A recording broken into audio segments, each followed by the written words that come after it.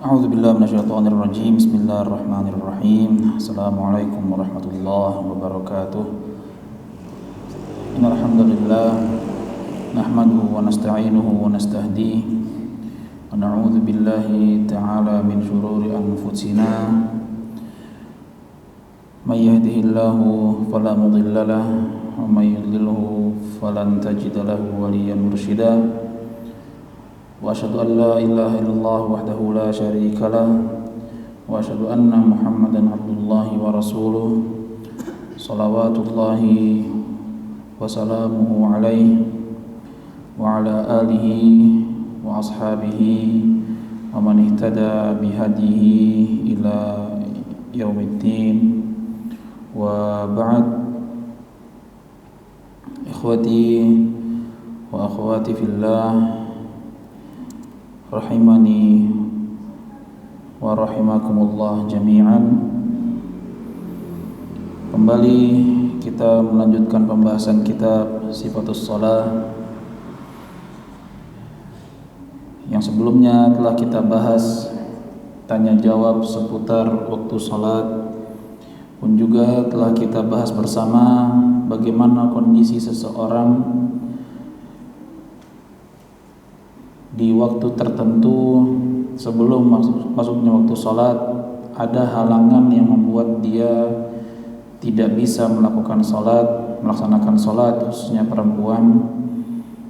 Yang sebagai contoh saja kita bahas kemarin, imra'atun hadat qabla zawali syams bi rub'i sa'ah. Contoh seorang wanita yang dia haid sebelum condongnya matahari ke arah barat di waktu zuhur 1/4 jam. Maka ketika sudah masuk waktu zuhur, dia tidak perlu lagi mengerjakan sholat dan tidak perlu mengqadanya nanti setelah dia bersuci. Pun juga ketika seorang wanita haid di muntasafil lail, pertengahan malam, falaisa 'alaiha salatul isya, tidak ada kewajiban baginya untuk mengerjakan sholat isya karena dia selesai haidnya tersebut setelah waktu isya keluar. Cuman sudah kita bahas pada pertemuan sebelumnya berkaitan dengan batas waktu isya, yang ini ada ikhtilaf di antara para ulama, dan Syekh Utsaimin rahimahullahu taala berpendapat bahwa waktu isya itu hanya berlaku sampai tengah malam saja. Adapun jumhurul ulama itu menjelaskan bahwa ada namanya waktu ikhtiar, ada juga waktu daruri. Waktu ikhtiar yaitu dari awal isya sampai dengan pertengahan malam, dan dari pertengahan malam sampai waktu subuh itu adalah waktu daruri, yang dimana kita tetap bisa melaksanakan sholat isya ketika ada uzur syar'i yang menghalangi kita untuk mengerjakan di awal waktu.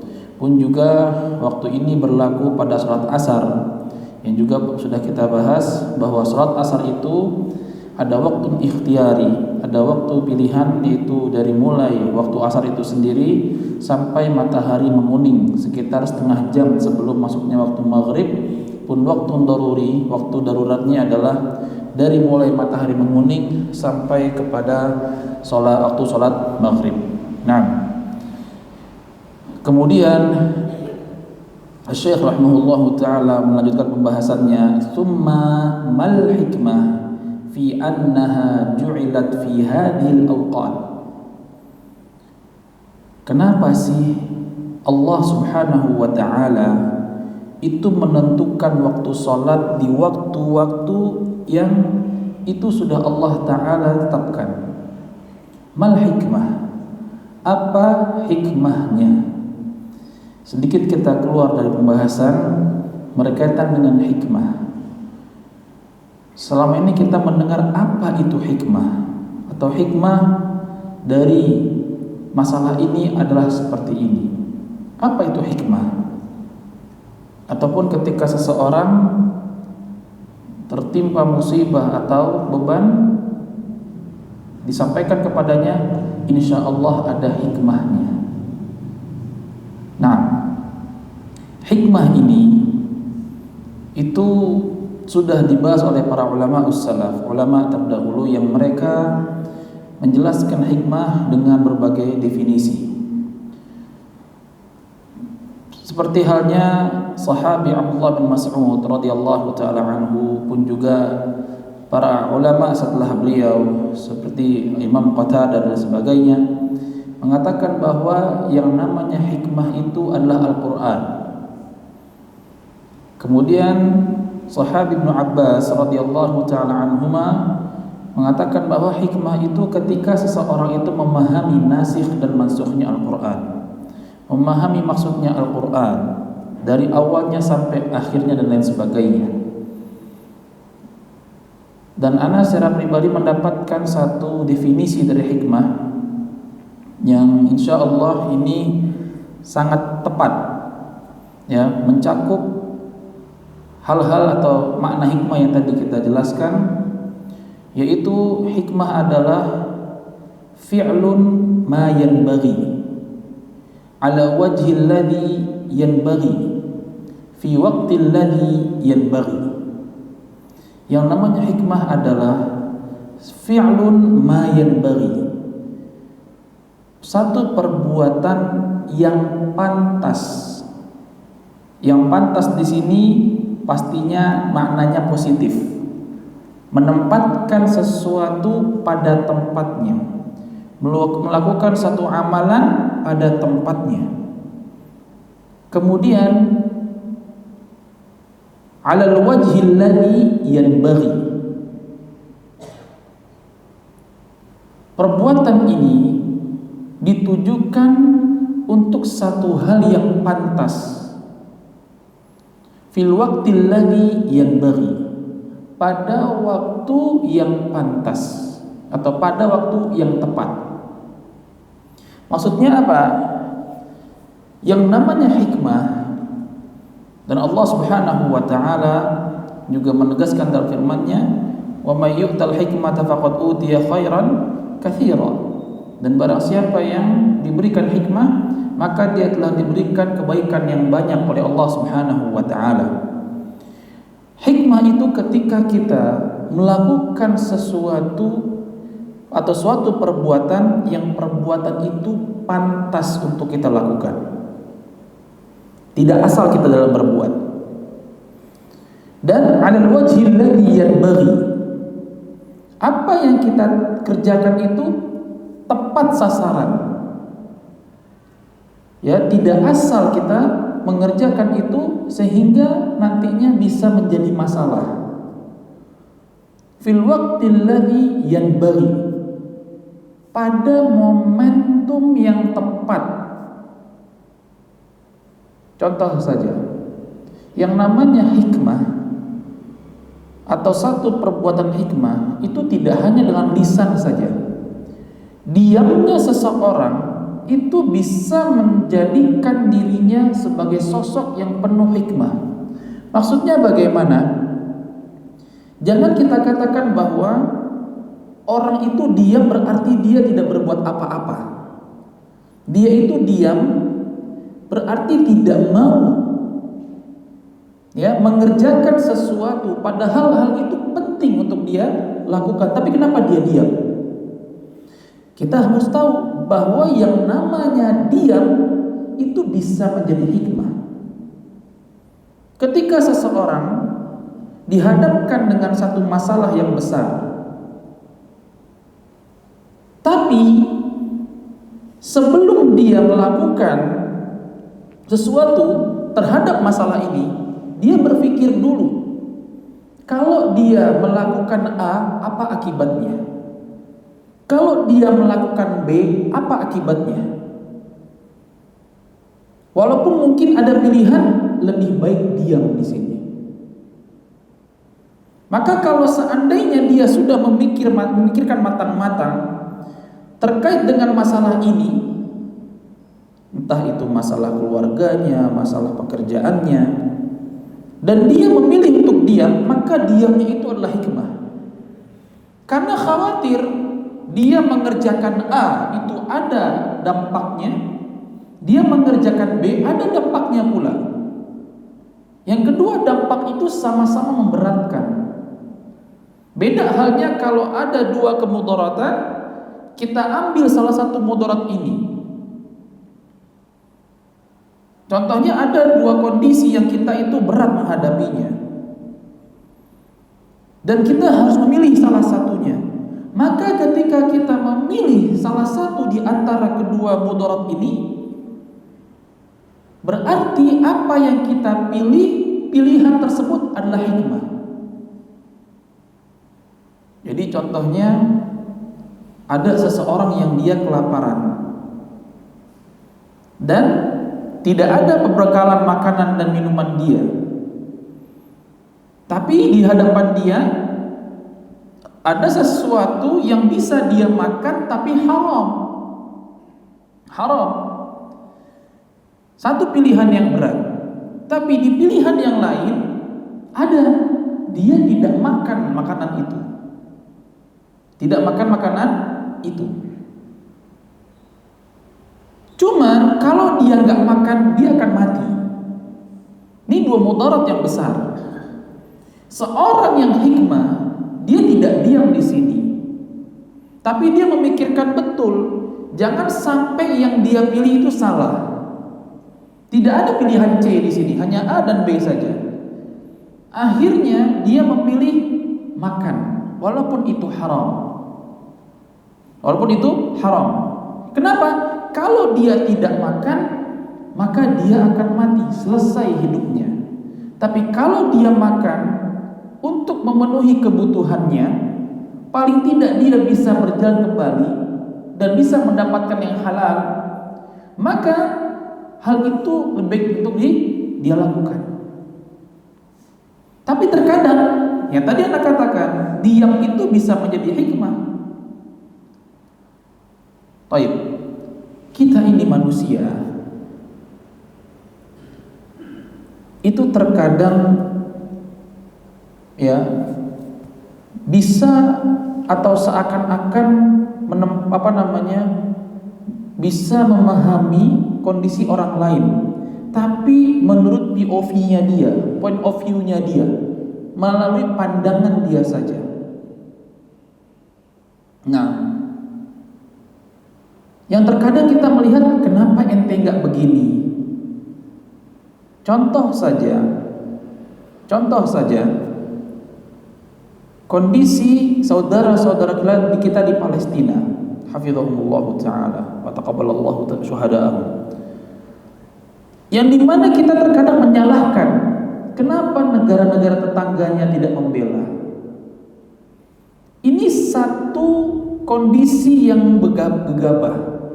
Dengan mudahnya menilai, kenapa negara fulan gak membantu, kenapa negara fulan tidak membantu. Pertanyaannya sama kepada diri kita, kenapa kita gak bantu? Gak usah pakai alasan, kan itu lebih dekat sebagainya. Mereka juga punya sikap.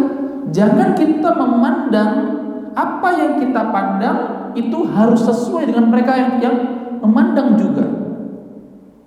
Gak boleh seperti itu. Mereka juga punya pandangan lain. Dan jangan kita menilai, oh mereka tidak membantu ya. Subhanallah. Dulu ketika Saudi mengirimkan kain kafan ke Gaza, orang-orang langsung, nah gimana Saudi mengirimkan kain kafan segala macamnya? Pengen mereka mati semua apa sebagainya? Subhanallah. Ini satu prasangka dan isa'atul dzan, bahkan prasangka buruk. Seolah-olah Saudi itu mengirimkan satu keburukan. Ini contoh saja yang Anda dapati. Ternyata apa coba? Muncul berita bahwa mereka yang di sana kekurangan kain kafan. Subhanallah. Maka kita jangan menempatkan diri kita itu ya sudah benar, mereka salah. Tidak boleh. Tempatkanlah diri kita itu sesuai dengan yang kita berada di dalamnya. Dan kalau kita ingin menyamakan kondisi kita atau orang lain dengan kondisi kita, maka kita harus berada dalam posisi dia. Contoh Pak, angka 6 Angka 6, coba ada 2 orang di 2 sisinya. Yang satu di sisi sebelah sana, sebelah timur, satu sebelah barat. Maka ketika angka 6 itu mengarah ke barat, orang yang di barat akan bilang itu angka 6. Sedangkan yang di sebelah timur akan menganggap angka 9. 2 pandangan yang berbeda. Maka kita tidak bisa menyalahkan mereka yang di sana mengatakan, loh ini 6. Enggak, sama kata dia 9. Ini 6. Kita paksakan pendapat kita. Itu bukan hikmah namanya. Hikmah itu ketika kita menempatkan diri kita pada posisi yang memang pantas. Coba kita ke arah timur. Oh iya, ternyata 9. Nah, itulah hikmah. Fi'lu ma yanbaghi, mengerjakan sesuatu yang pantas ala wajhil ladzi yanbaghi, pada momentum yang tepat, atau afwan, bertujuan untuk tujuan yang baik, tepat sasaran, fil waqtil ladzi yanbaghi, ya, di waktu yang tepat. Dan para ulama terdahulu memang mereka penuh dengan hikmah. Penuh dengan hikmah. Kenapa? Karena betul-betul ketika mereka menempatkan satu hukum pada suatu masalah, mereka tidak main-main di sini. Mereka betul-betul memikirkan dari dalilnya bagaimana, hukum ABC-nya bagaimana. Yang akhirnya dari situ dia tidak akan mempermasalahkan hal-hal yang ada perbedaan dari dirinya. Contoh saja, masalah khilafiyah atau masalah ikhtilaf di dalam bab fikih atau furu'iyah seperti ini, itu terjadi di kalangan para ulama, baik yang dulu ataupun yang sekarang terjadi. Tapi masalah ini tidak membuat mereka terpecah belah.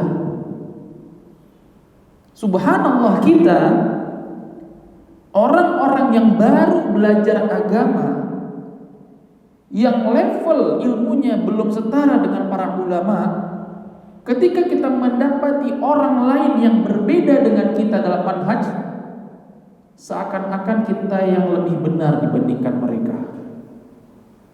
Para ulama tidak seperti itu mereka. Bahkan adanya ikhtilaf di antara mereka itu malah memperkuat mereka, bukan malah memecah belah mereka. Contoh saja, kita selama ini mengenal ada 4 mazhab: Hanafi, Maliki, Syafi'i, Hambali. Abu Hanifah sendiri, ya, karena tidak berhubungan dengan yang mazhab yang 3 ini. Akan tetapi Imam Malik itu adalah gurunya Imam Syafi'i. Imam Syafi'i adalah gurunya Imam Ahmad. Tapi di antara mereka itu terdapat banyak ikhtilaf, terdapat banyak masalah yang berbeda hukumnya. Tapi mereka tidak terpecah di sini. Atau ulama kontemporer seperti Syekh Albani rahimahullahu taala, dulu itu kan ada 3 pilar. Ya, sekitar tahun 90-an tuh ada 3 pilar ulama besar. Syekh Albani rahimahullah, Syekh bin Baz rahimahullah, dan Syekh Utsaimin rahimahullahu taala. Ini 3 pilar besar yang di antara mereka itu ada ikhtilafat. Terdapat banyak perbedaan pendapat khususnya dalam masalah fikih. Kalau akidah jelas nggak ada beda pendapat. Dan mereka tahu itu. Mereka tahu bahwasanya pendapat Syekh Albani beda dengan Syekh bin Baz, beda dengan Syekh, itu terjadi. Tapi ketika mereka dipertemukan, yang pernah Anda baca, Syekh Albani rahimahullahu taala itu bertamu ke Saudi Arabia dan berjumpa dengan Syekh bin Baz. Syekh bin Baz rahimahullahu taala mempersilahkan kepada Syekh Albani untuk menjadi imam. Padahal di antara mereka itu terdapat banyak ikhtilaf, perbedaan pendapat, khususnya masalah fikih. Contoh saja, hadis la tasumanna yaumas sabt illa fi mafturida alaikum. Janganlah kalian atau kita berpuasa di hari Sabtu kecuali itu puasa yang wajib. Artinya kalau puasa sunnah jatuhnya hari Sabtu, kita nggak boleh puasa. Kalau Arafah hari Sabtu, kita nggak boleh puasa Arafah. Bagaimana pahalanya? Ya pahalanya kalau kita meniatkan puasa Arafah di hari Sabtu, karena ada hadis ini, kita tidak boleh puasa hari Sabtu, tapi kita tetap mendapatkan puasa atau pahala puasa Arafah. Hadis ini terjadi ikhtilaf, perbedaan pendapat ulama dalam periwayatannya. Yang dimana Anas secara pribadi itu lebih condong bahwa hadis ini tidak dipakai. Al-Imam Abu Dawud rahimahullahu taala dalam sunatnya menyebutkan bahwa hadis la tasumanna yaumas sabt illa fi mafturida alaikum ini adalah hadis yang mansuh. Hadis yang apa? Hadis yang terhapus hukumnya. Maka kita boleh puasa di hari Sabtu. Bahkan anak pernah baca dalam kitab Al-Mustaw'ab yang dimana Imam Ahmad rahimahullahu taala dinukilkan bahwa, atau Imam Malik ana lupa, bahwa hadis ini hukumnya mungkar. Artinya derajatnya lemah. Tapi Syekh Albani rahimahullahu taala menghasankan hadis ini. Menghasankan hadis ini. Dan itu diikuti oleh para muridnya. Nah, maka muncullah ikhtilafat. Sebagian mengatakan tidak boleh puasa sunnah di hari Sabtu. Puasa yang boleh dilakukan di hari Sabtu adalah yang wajib saja. Sebagian mengatakan tidak. Ya tadi contohnya, Syekh Albani mengatakan hadis ini hasan, maka beliau rahimahullahu taala itu tidak berpuasa sunnah di hari Sabtu. Tapi Syekh bin Baz pun juga Syekh Utsaimin rahimahumullahu taala, mereka tetap berpuasa sunnah di hari Sabtu. Karena apa? Menganggap hadis ini lemah. Tapi ikhtilaf, perbedaan di sini tetap mereka hormati. Makanya ya, ana ketika ditanya masalah-masalah fikih, itu akan ana jawab sesuai dengan keilmuan ana yang ana ingat. Kalau memang ada ikhtilaf, ana akan jawab itu ada ikhtilaf. Ada ikhtilaf. Kemudian ana jelaskan di mana posisi ana supaya jamaah tidak bingung. Dan kalaupun ada orang yang berbeda dengan ana, maka ana harus tetap menghormati dia, bukan malah menjauhi. Jauh kalau memang seperti itu sikap kita, yang katanya kita ahlus sunnah wal jamaah ala fahmi salafil ummah, kita ahlus sunnah wal jamaah mengikuti para ulama salaf yang terdahulu. Mereka ketika ada ikhtilaf mereka bersatu. Kita subhanallah ketika ada perbedaan pendapat malah berjauh-jauhan. Na'udzubillah min dzalik. Nah, jadi yang namanya hikmah itu kita berbuat sesuatu untuk satu tujuan di waktu yang tepat. Makanya orang-orang yang penuh dengan hikmah itu mereka bukan orang-orang yang gegabah. Mereka betul-betul memikirkan kalau ini bagaimana, kalau itu bagaimana. Dan biasanya orang yang penuh dengan hikmah itu orang yang sudah tua. Biasanya. Karena mereka sudah banyak mengenyam pahit manisnya kehidupan. Mereka tahu betul. Tapi ingat, ya, yang menjadi dasar hikmah adalah Al-Quran dan As-Sunnah.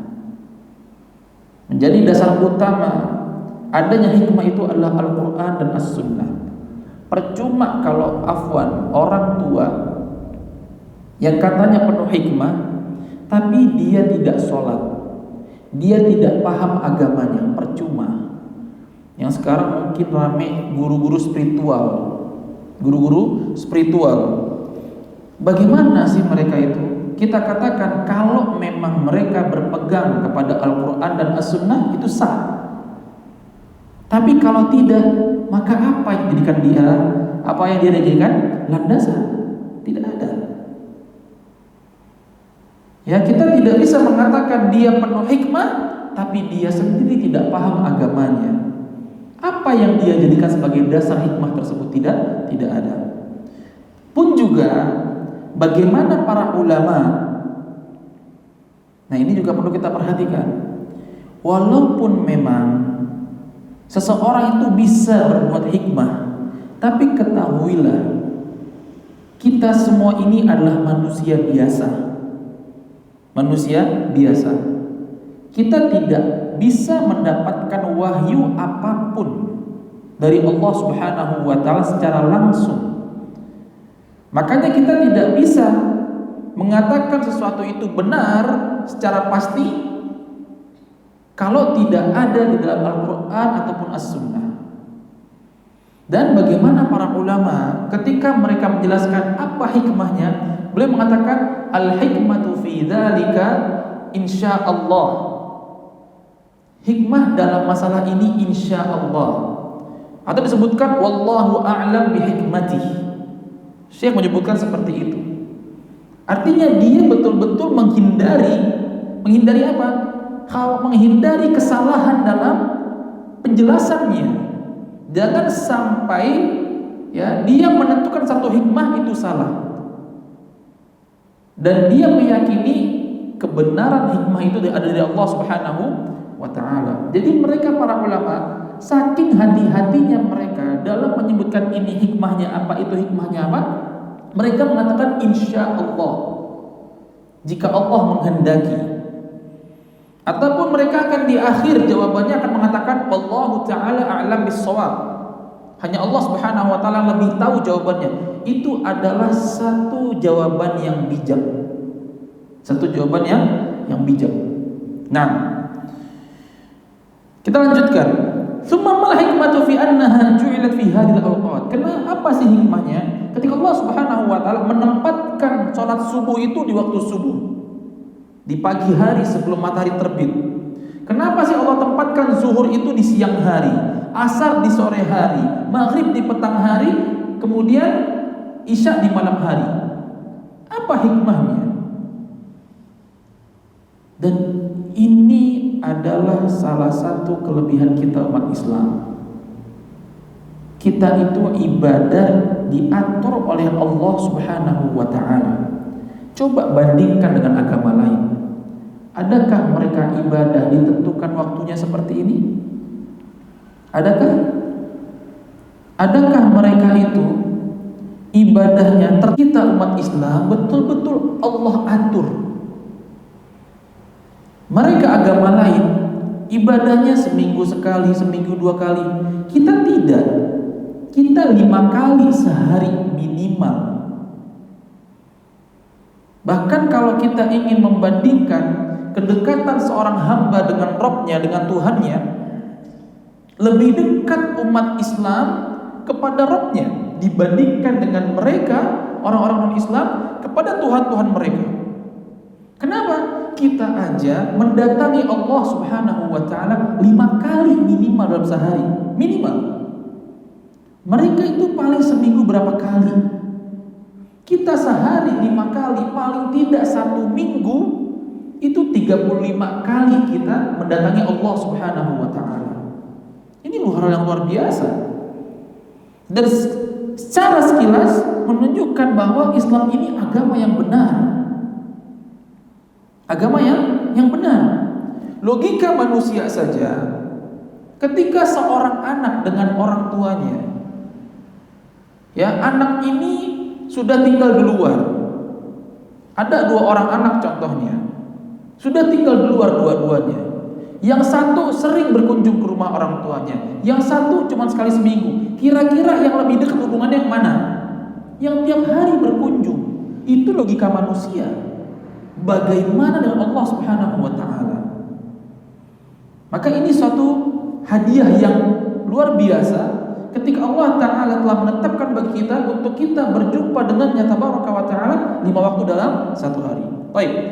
Tajidu baina as-salataini fi ba'dil ahyan muddatan tawilah. Kita terkadang mendapati jarak di antara 2 salat itu jaraknya panjang. Seperti subuh ke zuhur. Ya, itu panjang jaraknya. Tapi terkadang ada jarak yang pendek, maghrib ke isya. Baik. Apa hikmahnya di sini? Kata beliau rahimahullahu taala, al-hikmatu fi dzalika wallahu a'lamu bihikmati. hikmah dalam masalah ini, dan Allah Ta'ala lebih tahu pada hikmahnya, annaha rubitat bi taghayyiril ufuqi taghayyuran zahira bayyina. Terjadinya atau adanya perbedaan jarak atau rentang waktu di antara solat-solat itu, ada yang rentang waktunya panjang, ada rentang waktunya pendek. Karena apa? Ini berkaitan dengan perubahan ufuk yang sangat jelas sekali. Baik, famathalan contohnya, bainaman nas fi dhalamin damisin idan bil ufuq istanara wa tahayya al-istiqbal asy-syams. Wa hadha at-taghayyur ufuqi 'azimun laysa bil hayyin man yastati' an ya'tiya bi hadha an-nur ba'da an kana al-ufuq mudlima dhalaman damisa la ahada yastati' illa Allah 'azza wa jalla. Ketika seorang itu dia berdiri atau berada di satu malam yang gelap, malam yang gelap, kemudian dia melihat di ufuk situ ada istanara, ada cahaya yang muncul, dan cahaya itu nantinya akan sebagai tanda bahwasanya matahari sudah mulai terbit dari sisi timur.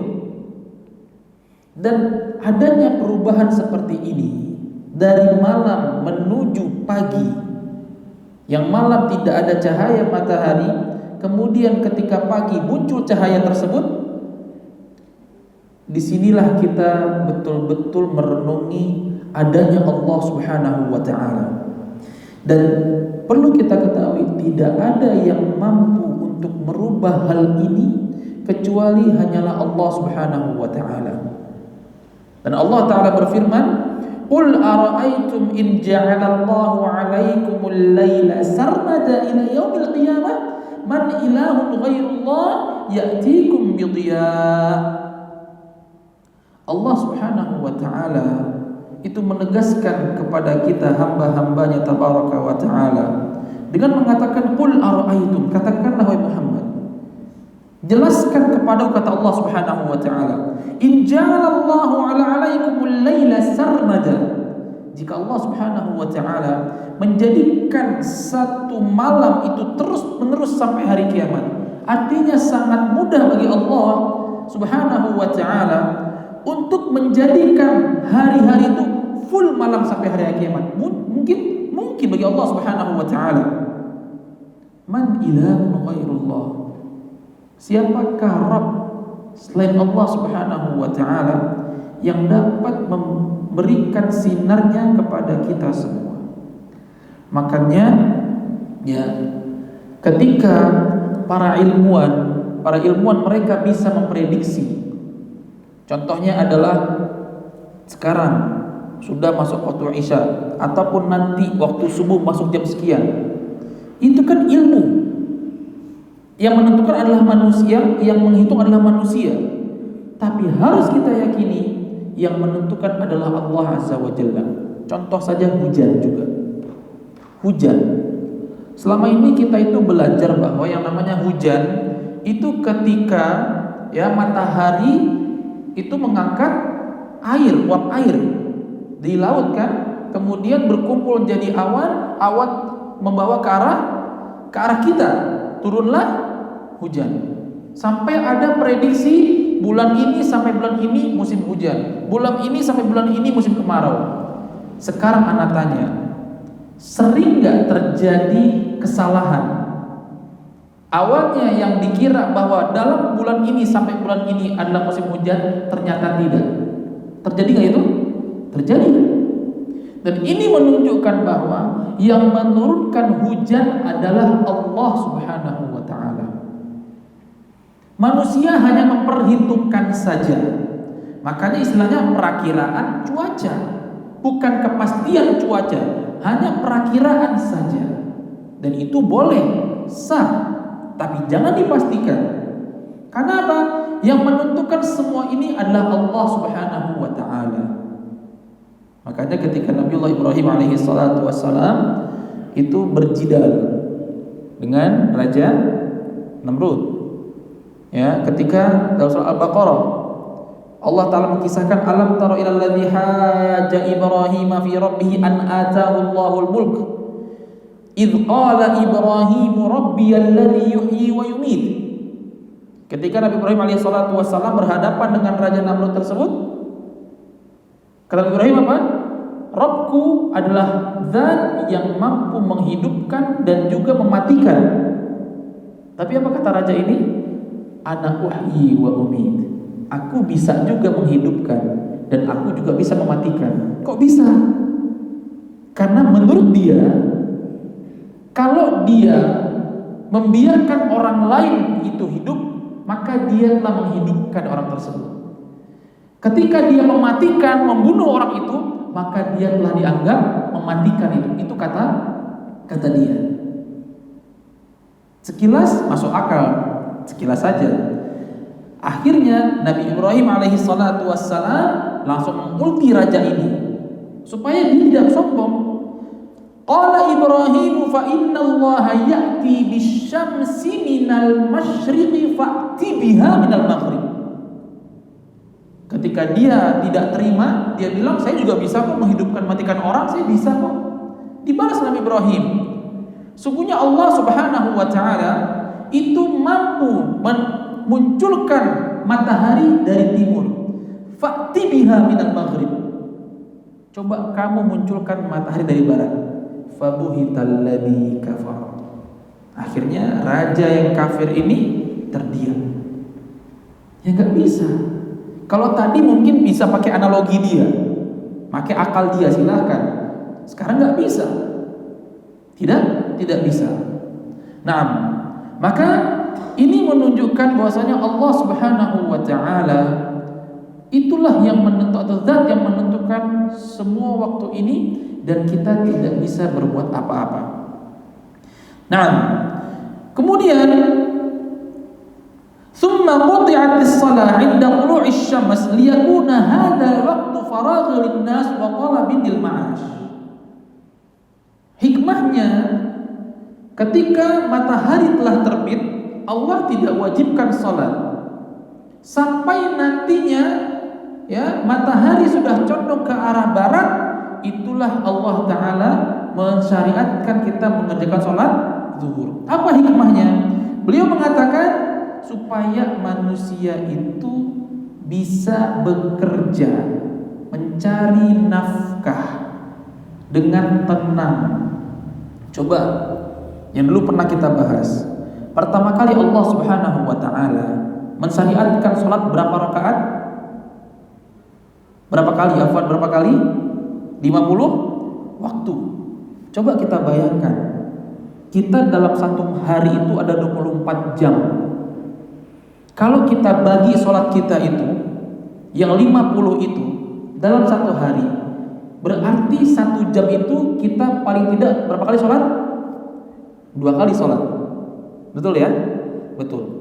Coba kalau kita dalam 1 jam itu harus 2 kali sholat, bisa nggak kita kerja? Bisa nggak nyari maisha? Sulit. Bisa nggak kita tidur? Baik, anggap saja sholat maghrib itu berapa menit? 10 menit anggap. Sholat isya berapa menit? 10 menit, 20 menit. 1 jam ada berapa menit? 60. Waktu kita terpakai dalam 1 jam itu 20 menit untuk sholat. Berapa sisanya? 40 menit. Ada yang bisa tidur 40 menit doang. Anda bisa Ustaz? Bisa Bang? 40 menit itu. Enggak bisa. Ya, tidak bisa.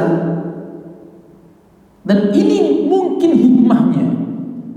Yang Allah Subhanahu wa taala menjadikan salat itu hanya 5 saja.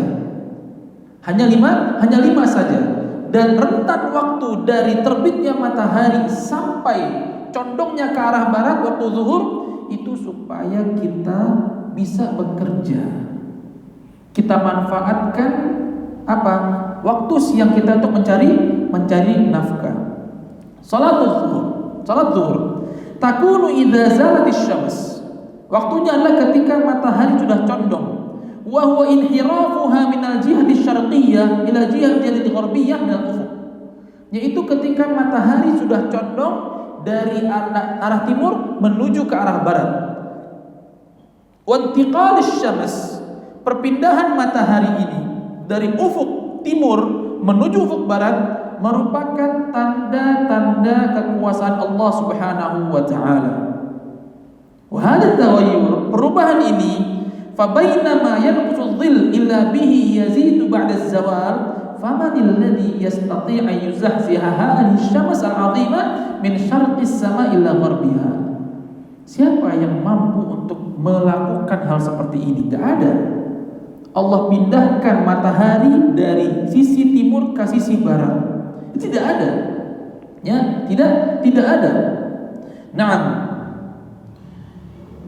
Kemudian ammal asr, adapun waktu asar kata beliau, fala a'lamu lidzalika hikmah.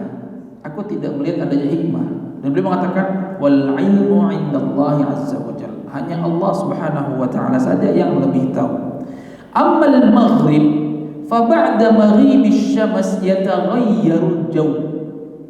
Adapun maghrib, setelah terbenamnya matahari, adanya perubahan cuaca, perubahan hawa. Coba kita perhatikan. Ya memang, coba bandingkan waktu zuhur sama waktu maghrib. Lebih adem mana? Waktu maghrib. Dan ini merupakan ketentuan Allah Subhanahu wa taala. Naam. Fa 'inda hadha at-taghayyur al-'azim farada Allah 'alaina salatan wa hiya salatul maghrib. Nah, karena perubahan ini, maka Allah Subhanahu wa taala mewajibkan atas kita mengerjakan salat maghrib. Wa kadzalika al-isya. Pun juga salat isya. Lamma ghaba asy-syafaqul ahmar sara hunaka taghayyur fil jaw. Kondisi di waktu maghrib itu berbeda dengan kondisi di waktu isya, khususnya dalam jauh hawa, ya. Dan ini menunjukkan lagi-lagi perubahan yang telah Allah Subhanahu wa taala. Fa bihadza na'rif hikmatullah azza wa jalla fi fardhi shalah fi hadhihi al-awqat. Maka ini saja kata beliau rahimahullahu taala hikmah yang Allah Ta'ala berikan kepada kita tentang penentuan waktu sholat. Tapi azan dulu. Tapi sayangnya, ada pertanyaan.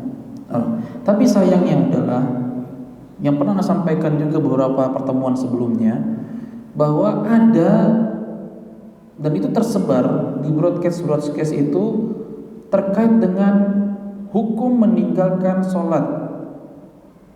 Maksudnya ada ketentuan khusus, kalau sholat subuh nggak dikerjakan itu dosanya sama dengan, atau dia akan dimasukkan ke neraka Allah Azza wa Jalla selama 30 tahun. Kalau nggak sholat zuhur, sama dosanya seperti membunuh 1000 umat Islam. Kalau nggak sholat asar, dosanya sama seperti meruntuhkan Ka'bah dan lain sebagainya. Cuman satu yang bisa kita tanyakan kepada dia, mana dalilnya? Mana dalilnya? Dan terkadang muncul khurafat dari mereka yang dianggap sebagai alim. Nanti kalau perempuan nyapu maghrib ya dapat cowok yang bewokan contohnya. Ya, ada hikmah subhanallah. Itu kan tersebar. Itu khurafat namanya. Baik, ini bukan hikmah. Ini bukan hikmah. Ini sudah memastikan, dan ini telah mengerucut Allah Subhanahu wa taala. Nah, maka kita tidak boleh percaya, apalagi berkaitan dengan ibadah yang harusnya kita tentukan itu dengan dalil, bukan dengan akal manusia saja. Akal itu bisa dipakai dalam membuat satu hukum, tapi tetap tidak boleh akal itu keluar dari hukum Islam. Contoh saja, apa hukumnya merokok, Pak? Haram. Apa dalilnya? Anda dulu pernah sampaikan dulu. Akhirnya apa? Karena tidak ada hukum terkait dengan keharaman rokok, dinaikkanlah derajatnya menjadi makruh. Betul? Akhirnya merokok itu hukumnya makruh, bukan haram. Alasannya apa? Tidak ada dalil. Baik. Kita berikan satu analogi. Kalau memang rokok itu tidak ada dalilnya dalam Al-Quran dan As-Sunnah, nggak ada Pak, coba cari, nggak ada. Ya, kalau memang dianggap rokok itu makruh karena tidak ada dalil Al-Quran dan Sunnah, bagaimana dengan narkoba? Ada hukumnya narkoba, mukhaddirat? Al-Quran ada Ustaz? Nggak ada. As-Sunnah ada? Nggak ada. Tapi kenapa mukhaddirat tetap haram? Kenapa tetap haram dia? Kenapa narkoba haram? Padahal nggak ada dalilnya. Oh Ustaz memabukkan dan bla bla bla, mudaratnya besar. Sama seperti rokok. Sama seperti rokok. Kita sama-sama pakai dalil la darara wa la dirar. Tidak ada satu yang berbahaya pun juga tidak ada yang membahayakan. Nah, jadi kita boleh memakai akal kita untuk memutuskan satu hukum, tapi jangan sampai keluar dari koridor Al-Quran dan As-Sunnah. Baik. Ini kaji kita yang bisa kita bahas pada pertemuan kali ini. Insya Allah akan kita bahas pada bulan depan, hari Jumat pekan kedua dan insya Allah pekan ketiga. Ada rencana musafar pekan Jumat pekan ketiga hari bulan Agustus. Insya Allah. Tapi kalau bisa ditukar, alhamdulillah. Nah, dan kemudian Asy-Syaikh rahimahullah sedikit akan tambahkan, "Tsumma inna min ni'matillah," dan merupakan satu kenikmatan dari Allah Subhanahu wa taala, yaitu Allah taala bagi waktu sholat itu terpisah-pisah, bukan satu waktu sholat. Berarti kalau kita satukan waktu sholat subuh, zuhur, asar, maghrib, isya 1 jam, ya sekitar 1 jam kita sholat. Tapi faktanya kan tidak, Allah pisah-pisah itu. Dan itu salah satu kemudahan bagi kita semua insyaallah, dan kita akan lanjutkan pembahasan ini bulan depan. Jazakumullahu khairan. Tafadhol, kalau ada pertanyaan silakan tanyakan. Fadhol, ada pertanyaan? Apapun itu, mau dalam pembahasan sholat atau pembahasan yang lainnya.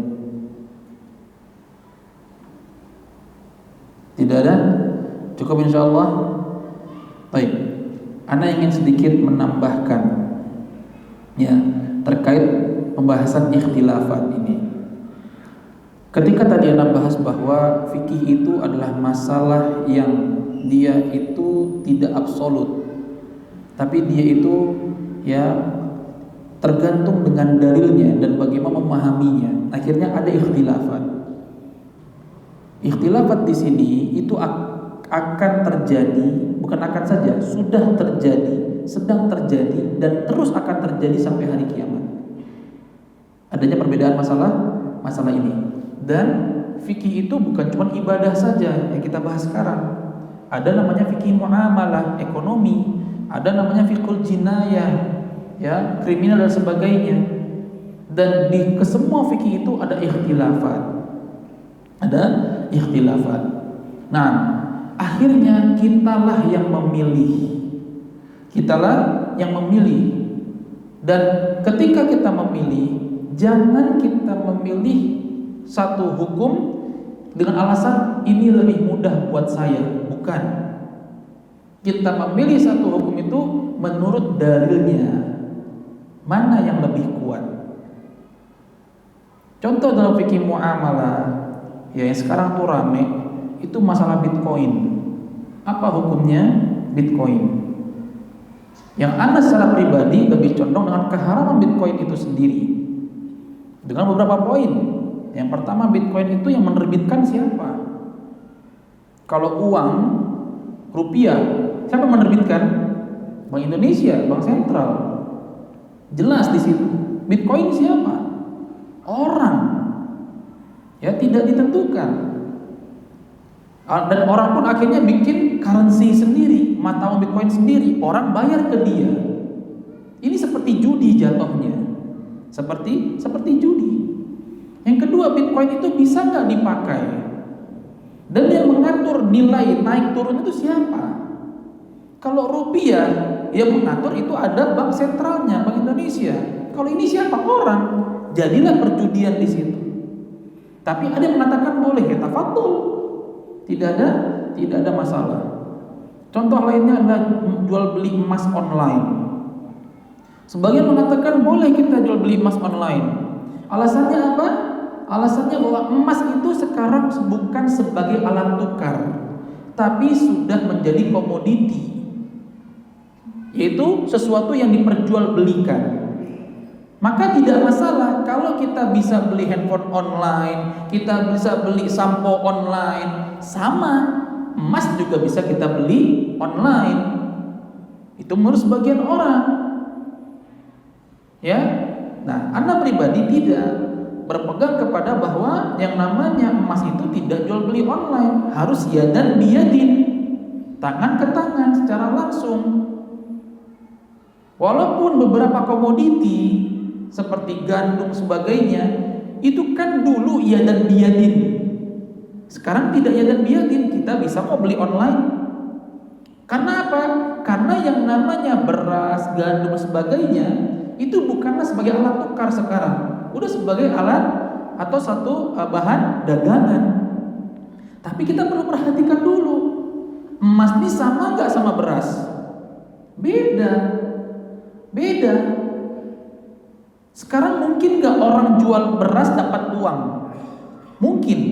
Tapi lebih mudah mana, emas atau beras dapat uangnya di sini? Ada nggak orang di sini nyimpen beras? Nggak ada. Nyimpen emas? Iya. Dan harga emas tuh naik. Tapi lagi-lagi ini ikhtilaf. Maka ana lebih aman mengambil pendapat yang bahwasanya jual beli emas online itu tidak boleh. Tapi kalau ada yang membolehkan dan diambil pendapat itu, silahkan. Ya silahkan. Dan pada intinya semua kita akan dipertanggungjawabkan oleh Allah Subhanahu wa taala. Jadi ketika kita dihadapkan dengan satu hukum yang itu ada perbedaan, kita bukan memilih yang lebih ringan untuk kita, tapi memilih yang dalilnya menurut kita itu lebih kuat. Dari mana taunya? Ya, tanya kepada para asatidzah. Wallahu taala alam bisawab. Jazakumullahu khairan. Tidak ada pertanyaan sampai sini. Kita cukupkan dengan kafaratul majlis. Subhanakallahumma wa bihamdika asyhadu an la ilaha illa anta astaghfiruka wa atubu ilaik. Wassalamualaikum warahmatullahi wabarakatuh.